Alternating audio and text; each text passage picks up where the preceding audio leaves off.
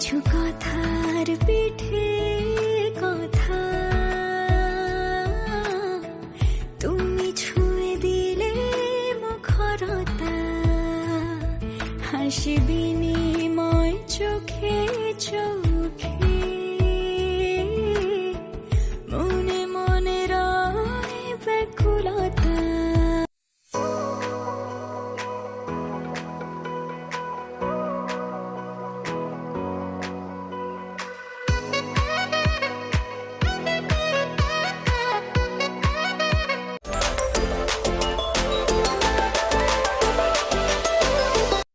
Hello, আসসালামু আলাইকুম viewers, কেমন আছেন সবাই? আশা করি সবাই ভালো আছেন। আলহামদুলিল্লাহ, আমি আপাতত ভালো আছি। নতুন আরেকটি ব্লগ ভিডিও দেখার জন্য আপনাদের সবাইকে স্বাগতম জানাচ্ছি। আশা করি আমার আজকের এই ব্লগ ভিডিওটি আপনাদের কাছে ভালো লাগবে। আমার ভিডিওর কোনো কিছু যদি আপনার কাছে ভালো লেগে থাকে তাহলে অবশ্যই আমার ভিডিওতে লাইক করবেন আর আমার চ্যানেল সাবস্ক্রাইব করতে ভুলবেন না। আর আপনি যদি আমার চ্যানেল সাবস্ক্রাইব করে থাকেন তাহলে আপনাকে অসংখ্য ধন্যবাদ। আজকের এই ভিডিওটা হলো আমার চাঁদপুরে যাওয়ার দ্বিতীয় দিন। তো দ্বিতীয় দিনে আমি কি করলাম সেটাই আপনার সাথে শেয়ার করব। এই ভিডিওর ক্লিপসগুলো হলো গত 1 মাস আগের। এর মধ্যে আমি আর কোনো ভিডিও আপলোড করতে পারিনি, কারণ আমার মেয়েটা এবার নতুন স্কুলে ভর্তি হয়েছে, তাই ওকে কিছুদিন ধরে সময় দিচ্ছি। তাই আসলে ভিডিও এডিট করে আবার ছাড়বো সে সময়টা আমি করতে পারিনি, যার জন্য আপনার সাথে ভিডিও শেয়ার করা হয়নি। তো যাই হোক, চিন্তা করলাম এখন যেহেতু একটু ফ্রি হয়েছি এখন আপনার সাথে শেয়ার করি। এটা ছিল আমার চাঁদপুরে যাওয়ার দ্বিতীয় দিন। তো দ্বিতীয় দিন সকালবেলা ঘুম থেকে উঠেই আমি নাস্তা করে নিয়েছি। তো এরপর বাইরে একটু ঘোরাফেরা করতে গিয়েছিলাম। আরিফাকে আপনাদেরকে একটু দেখিয়ে দিচ্ছে আবার রুম ট্যুরটা।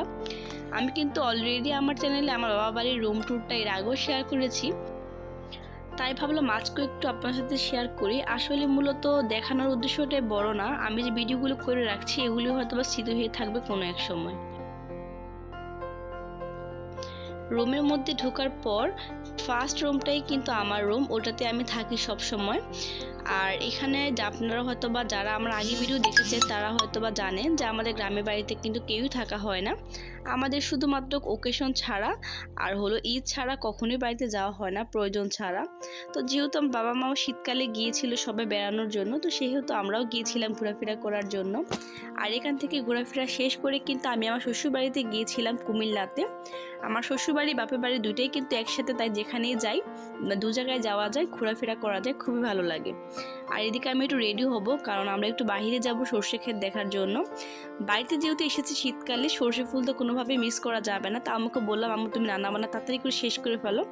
এসে দেখি আমার আম্মু রান্নাবান্না অলরেডি কমপ্লিট। এই তো দুপুরে রান্নাবান্না, এখানে লাউ রান্না হয়েছিল আর ওই পাশে মনে হয় মাংস রান্না করা হয়েছিল, আরও কী জানি রান্না হয়েছিল। তো সেগুলো আমি এখন আপনাদেরকে একটু দেখাচ্ছি। তা আম্মু বলছো তাড়াতাড়ি করে তুমি রেডি হও, আমরা সর্ষে ফুল দেখতে যাব। তাই আমি এগুলো একটু ভিডিও করে এরপর রেডি হয়ে গেলাম। ওই দিন আসলে কী রান্না হয়েছিল সেগুলো কিন্তু আমার মোটেও মনে নেই, যেহেতু ভিডিও ক্লিপসগুলো গত 1 মাস আগে। তো ভিডিও দেখছি আর মনে হচ্ছিল যে আমাকে কী রান্না করছিল। রান্নাগুলো দেখে আবার মিস করছি, মনে হচ্ছে যেন আবার যাই, আবার গিয়ে শীতকালে আবার সময় কাটিয়ে আসি। এর মধ্যে তো শীতকাল শেষও হয়ে গিয়েছে, ভিডিওগুলো এখন দেখে আবার সেই সময়গুলো খুব মিস করছি। খুবই ভালো সময় কেটেছে আলহামদুলিল্লাহ।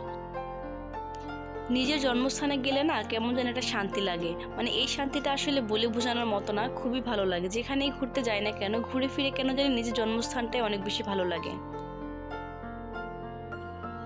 এবার বাড়িতে গিয়ে সবচেয়ে মিস করেছি আমার দাদুকে, কারণ সব সময় যখন আমরা যাই, আমরা যাওয়ার পরই কিন্তু আমাদের টার্গেট থাকে আমাদেরকে দাদুর সাথে দেখা করা।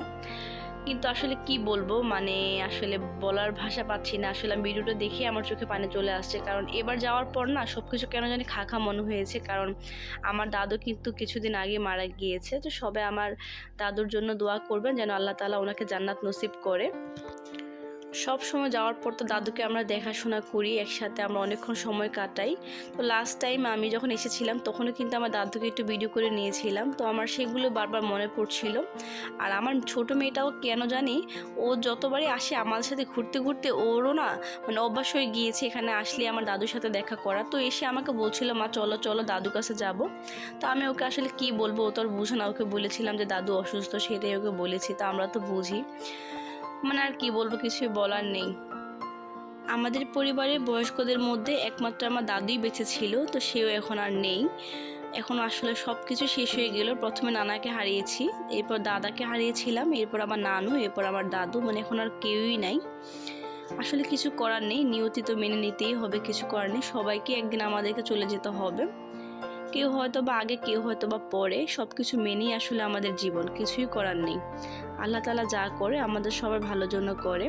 যে যেখানে আছে সবাই যেন ভালো থাকে আমরা দোয়া করি। সবাই আপনারা দোয়া করবেন আমার পরিবারের জন্য, আর আমি আপনাদের জন্য দোয়া করব। যাই হোক, এখন অন্য কথায় আসি। আসলে ভিডিও ক্লিপসগুলো দেখে না আমার বারবার দাদুর কথায় মনে পড়ছিল, সেই জন্য আমি হয়তো বা একটু আবেগ আপ্লুত হয়ে পড়েছি। আপনারা ক্ষমার সুন্দর দৃষ্টিতে দেখবেন আশা করি। তো আমরা কিন্তু অনেকক্ষণ ঘোরাফেরা করেছি, একটু ছবি ভিডিও করেছি। এরপর আমরা চলে এসেছিলাম আমার ভাইয়ার শ্বশুর বাড়িতে। এটা হলো পরের দিন সকালবেলার ভিডিও। এর মধ্যে আমি ভিডিও করিনি, কারণ ওই যে বারবার বললাম বাড়িতে যাওয়ার পরে এবার মনটা বেশি একটা ভালো ছিল না দাদুর জন্য। ওই দিনের পরের দিন চলে গিয়েছিলাম আমরা ভাইয়ার শ্বশুর বাড়িতে। ওখানে যাওয়ার পর তো আমাদের জন্য রান্নাবান্নার আয়োজন করা হয়েছে, অনেক কিছু রান্নাবান্না করেছিল। আর আন্টির রান্না তো সবসময় মজা হয়, আমার ভাইয়া শাশুড়ির রান্নাগুলো সবসময় বেস্ট হয়। তো আন্টি অনেক কিছু আমাদের জন্য কষ্ট করে রান্না করেছে, প্রত্যেকটা খাবারই খুবই মজার ছিল। তো খাবার দাবার খাওয়া শেষ, এটা হলো বিকেলেবেলা আবার নাস্তার আয়োজন করা হয়েছে। যাওয়ার পর থেকে শুধু খাওয়ার উপরেই ছিলাম, এটা খাওয়া সেটা খাওয়া, অনেক আপ্যায়ন করছিল আমাদেরকে।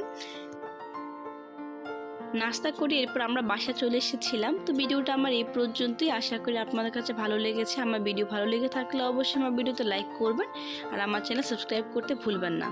আজকের মতো ভিডিও আমার এই পর্যন্তই, দেখা হবে অন্য একটি ভিডিওতে। সেই পর্যন্ত সবাই ভালো থাকবেন, সুস্থ থাকবেন। আসসালামু আলাইকুম, আল্লাহ হাফেজ।